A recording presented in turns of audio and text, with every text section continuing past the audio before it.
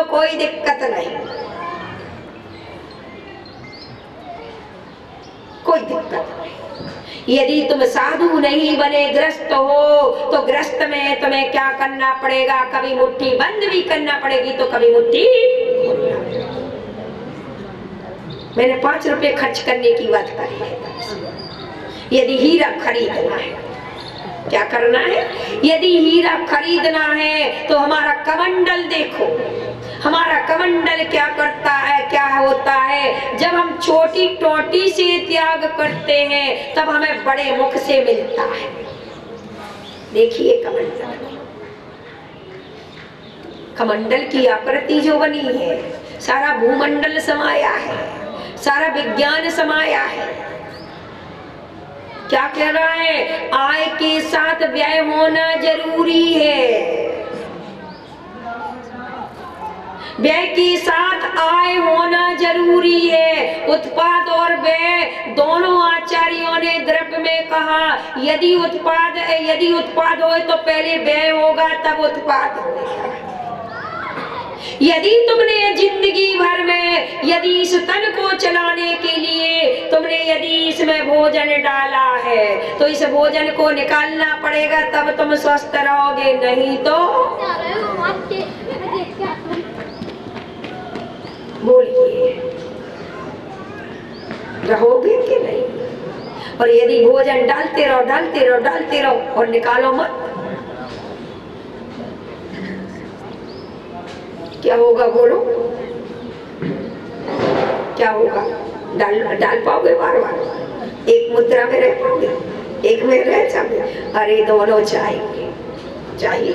कल मैंने कहा था यदि किसी फूल के लिए गले का हार बनना है तो पहले उसे क्या करना पड़ेगा? अपने आप को धागा में डालना ही पड़ेगा, सुई को चुभाना ही,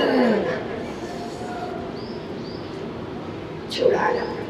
ऐसी किसी को सोना सच सोना बनना है, चोखा सोना बनना है तो पहले उसे खदान से निकलना ही पड़ेगा।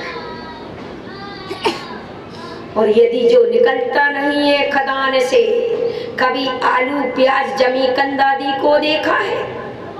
इनको कोई भी पानी नहीं देता, ना इनको कोई खाद देता, ना इनके लिए धूप मिलती, ना इनके लिए हवा मिलती। क्यों? इनको जमी कंद क्यों कहा?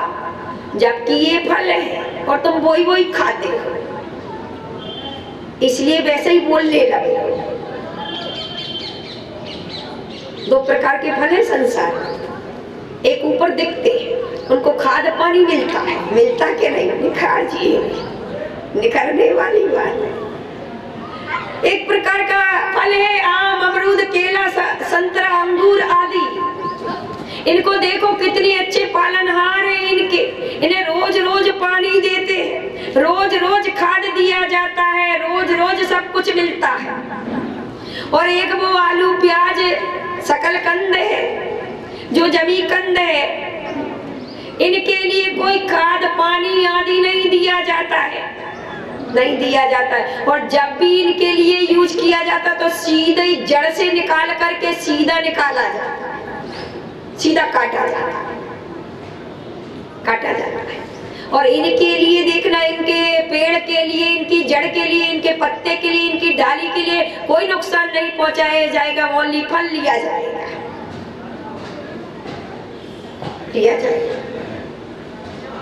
अब दोनों में क्या अंतर है? बोलो क्यों ऐसा हो रहा है? फल दोनों है ना, खाए दोनों जाते हैं, लेकिन एक को कोई सुरक्षा का वाला नहीं मिल रहा और एक को सुरक्षा का बची मिल रहा है। क्यों? क्योंकि आलू कभी स्वयं को दान नहीं करता है, कुछ दान नहीं करता सीधे, इसलिए दान नहीं करता तो सीधे निकलता है, इसलिए उसे पानी खाद आदि नहीं मिलता है। और ये दान करता है, क्या करता है? ये फल बार बार देता है, इसलिए इसमें बार बार फल लगते हैं, इसका वृक्ष लगता है, इसके पत्ते होते हैं, इसकी सहायक होते हैं, इतने सहायक है। जब वो देता है इसलिए इतने सहायक हैं, और ये देता नहीं तो एक भी सहायक नहीं है। कितना जीवंत उदाहरण है। और आज के जितने भी लोग हैं यही कर रहे हैं, आलू प्याज जमी कंद खा रहे हैं, इसलिए जमी कंद जैसी बुद्धि जमी जा रही है जमीन में। क्या बने जा रहा है? वही आलू प्याज बनना है, इसलिए ध्यान रखना, जोड़ जोड़ के रहोगे तो जमीन के अंदर बनोगे। जैसे पहले के जमाने में ये सुअर आदि देखते हो, इन नालियों में मुख क्यों डालते हैं? पहले के जमाने के जो सेठिया थे सीधे क्या करते थे, जमीन खोद कर गाड़ते थे, तो वो लग गई उसमें क्या लगन, बन गए क्या सुअर या सांप, तो या तो वहीं जाकर गुंडी मार कर बैठ गए, जो भी आया तो फुसकारने लगे, या फिर सुअर बने सो गली गली ढूंढ में मेरा घड़ा कहाँ गया। बोलो, यही स्थिति है, यही स्थिति। इसलिए ध्यान रख लेना कि अपन के लिए यदि आप ग्रस्त हो, यदि पाप कमाया है तो उस पाप कमाने के लिए पहले धोने का विवेक भी रख लेना। यदि अपने झूठ चोरी कुशील परिक्रय से यदि तुमने धन को कमाया है तो उस धन को क्या करना, उसकी गति भी सुधार लेना। धन की 3 गतियां आचार्यों ने बतलाई है। एक गति बतलाई है दान, दूसरी गति बतलाई भोग, और तीसरी गति बतलाई है नाश। धन की 3 गतियां हैं, तो धन की 3 गतियां हैं, उन 3 गतियों में से प्रथम गति है सुबह में सोवे दान कर लेना। लेकिन कहाँ दान करना, तुम्हारा दान तो होता है, ऐसा नहीं कि तुम इतने वो, दान तो होता है लेकिन हॉस्पिटल के लिए होता है, दान तो होता है फैशन और व्यसन के लिए होता है, दान तो होता है सेल टैक्स के लिए होता है, दान तो होता है लेकिन घूस के लिए होता है, दान तो होता है दिखाने के लिए होता है। अब कभी कभी जब खून का आपको कमी हो जाती है तो डॉक्टर के पास दिखाने जाते हो, डॉक्टर है वो पहले क्या करता है, खून टेस्ट करता है तो देखता है कौन से ग्रुप का है, ए ग्रुप का, बी ग्रुप का, सी ग्रुप का, ऐसा करता है। फिर उसके बाद उसी ग्रुप का खून डालता है, तब तुम स्वस्थ हो, तब तुम में ताजगी आती है, तब तुम में ताकत आती है। उसी प्रकार से कभी कभार सोच लेना, आपने खून का टेस्ट तो करवा करके चेक करवा कर उसी ग्रुप का ले लिया, कभी कभार ये देखना मेरी ये संपत्ति है, ये कौन से ग्रुप की आ रही, ए ग्रुप की, बी ग्रुप की या सी ग्रुप की। ए ग्रुप की आएगी तो वह ईमानदारी की आएगी, बी ग्रुप की आएगी तो बेईमानी की आएगी, और सी ग्रुप की आएगी तो डबल बेईमानी की आएगी।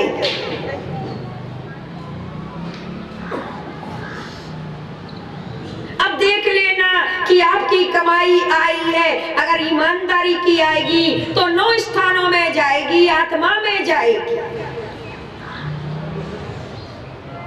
ईमानदारी की जब कमाई आती है तो सच कह रहे वो पिसनहारी की मड़िया, एक डोकरी ने चक्की चला चला करके, हाथ से चक्की चला चला करके मड़िया बना देंगे। सोच, एक बार एक माली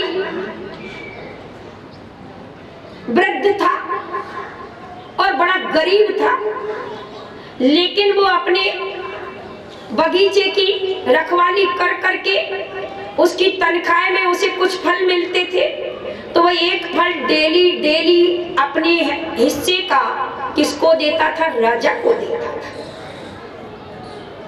राजा तो मदहोश था, राजा था।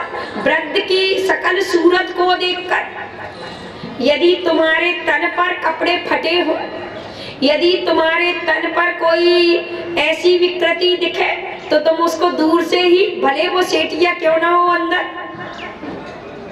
क्योंकि आज के जमाने में तुमने क्या कर लिया है, प्रदर्शन का जमाना बना लिया है, विज्ञापन का जमाना बना लिया है। तो बाहर जो अच्छी अच्छी दिख रही उसको देखकर तुम खरीदते हो, अंदर क्या है ये देखते हो। इसलिए किसी कवि ने बहुत अच्छी बातें कही कि मत फिसलो यारो ऊपर की सफाई में, बर्क चढ़ा है गोबर की मिठाई में। ये जो फिसलन तुम्हारे दिमाग में आ रही, बाहर क्या क्या देखोगे, बाहर वो नहीं दिखेगा जो अंदर होगा। अंदर जो होगा वो बाहर कभी कभार तुम सोच लेते हो, दिख जाते हो, तो बाहर देखना नहीं सीखो। दृष्टि यदि बनाना है तो अंदर की बनाओ। ये कैमरा इससे भला कि देखो वह अंदर से देखता है तो फोटो खींच करके तुम्हें दर्शा देता है।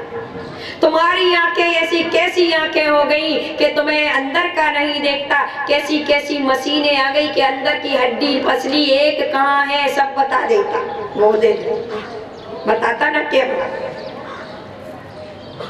कैमरा अचेतन है और उस विज्ञान ने अंदर की वस्तु तुम्हारे आगे परोस दी।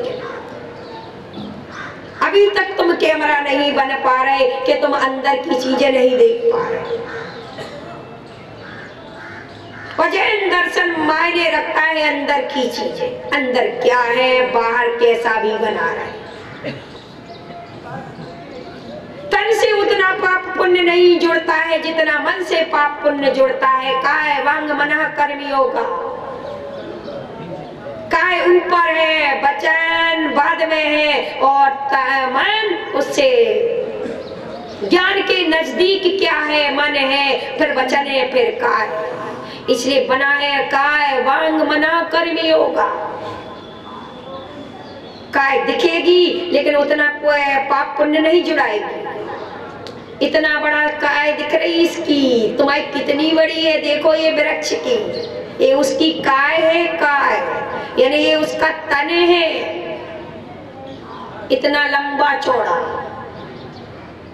फिर भी वो इतना पुण्य पाप नहीं कमा पाता है, नरक नहीं जाता है। और एक तंदुल मक्ष है जो कान का मेल खाता है, खाने में इतनी सी कान का मेल खा रहा है तो वो साथ में नरक का पाप जोड़ ले रहा है मन से।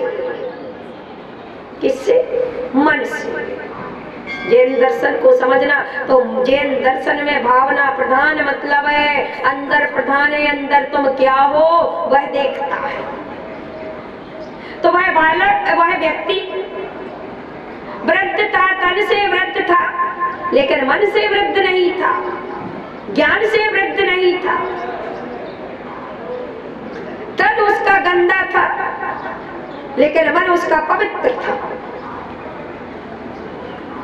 और वह प्रतिदिन एक फल अपने हिस्से का देता था।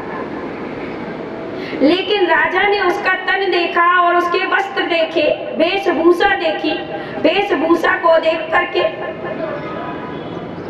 उसके फल को ये जाओ इसको डाल दो कहीं। लेकिन मंत्री बड़ा समझदार था, मंत्री ने कहा इसमें कोई ना कोई राज जरूर है। तो उसने एक कमरे में सारे जितने भी फल प्रतिदिन करीबन 1 महीने तक लगातार उसने फल दिए और देखता रहा कि राजा मुझे, मैं गरीब हूँ, तन देख रहा है, मेरे वस्त्र देख रहा है, मेरी भावना नहीं देख रहा। और उस फल को कचड़े में डलवा रहा है। क्या? कचड़े में डलवा रहा है और वह तो अपनी भावनाओं से रोज फल देके जा रहा है। 30 दिन जब पूरे हो गए, राजन गया कहीं बगीचे को देखने के लिए, उसी बगीचे में पहुंच जाता है और उस बगीचे में देखता क्या है कि चारों तरफ चंदन की लकड़ियां लगी है, बहुत बड़े बड़े फल फ्रूट आदि ऊंचे ऊंची। उस मुझसे लदा हुआ है, लेकिन ये तो मुझे रोज ऐसा एक फल देता है। क्या बात है, क्या बात है, समझ में नहीं आई। ये तो इतना गरीब दिखता है, पर बगीचा तो इतना भारी दिख रहा है। तो मंत्री से कहता है कि मंत्री देखो, जो वो फल देता था वो वृद्ध के फल कहाँ गए देखो। तो मंत्री कहता, राजन आपने ही तो कहा था कि इसे कचड़े के डिब्बे में डाल दो, डस्टबिन में डाल दो, मैंने तो डाल दिया। नहीं मंत्री, मुझे पता है तुम डाल नहीं सकते, क्योंकि मैं मदहोश हूँ, मैं भूला हूँ, मैं अपने स्वरूप को भूला हूँ। लेकिन तू मेरा मंत्री है, तू भूला नहीं सकता है, तू भूल नहीं कर सकता है। तूने कुछ ना कुछ उपाय जरूर किया होगा। तो राजन चलो लौट कर देखने। और लौट कर देखने गया तो उसे एक कमरे में सारे फल रखे थे, सारे फल सड़े गले रखे थे, क्योंकि महीने भर के हो गए थे। देखा कुछ ना कुछ तो राज है इसमें, और सारे फलों के बीच में जाता है तो उसे दमदमाता इतना करोड़ों अरबों का एक रत्न दिखता है। क्या दिखता है? एक रत्न दिखता है। उस रत्न को देख करके राजन कहता है, कुछ ना कुछ दाल में काला जरूर है, सारे फलों को तोड़ो देखो क्या है। तो सारे फलों को देखा, ऊपर से सड़े गले थे, लेकिन जैसे खोला तो सब में एक एक ऐसे कीमती रत्न पड़े थे। क्या थे? उसने तो सड़े गले रत्न दिए, यानी कि फल दिया, लेकिन उस फल को देखो कितना प्याज सहित मूल ऐसा कि मूल भले सड़ा दिख रहा है, लेकिन ये है ईमानदारी की कमाई। ये है आत्मा में गई। एक राजन उच्च कुल में गई थी, अर्थात राजन के पास रत्न जाएंगे तो प्रजा के पास जाएंगे, अर्थात राजन के हाथ में कोई चीज उत्कृष्ट, उसमें 9 स्थानों में यदि दान जाएगा तो वो आत्मा का कल्याण कराएगा, कल्याण मंदिर कराएगा। क्या कराएगा? यदि देव शास्त्र गुरु पंच परमेष्टि और जिन धर्म, जिन आगम, जिन चैत्य और जिन चैत्यालय, ऐसे 9 स्थानों में दान दोगे तो उत्तम भोग भूमि प्राप्त करोगे। क्या करोगे? ईमानदारी की कमाई है, परिणाम बनते क्या तुम्हारे। यदि इसमें भी तुमने यदि नाम के और कोई और का दिखाने के काम कर लिए तो समझ लेना ये सड़ जाएगा। क्या हो जाएगा? तो आज हम 9 स्थानों में भी दान दे रहे, लेकिन उसमें मिलावट कर ले रहे, तो सड़ जाएगा।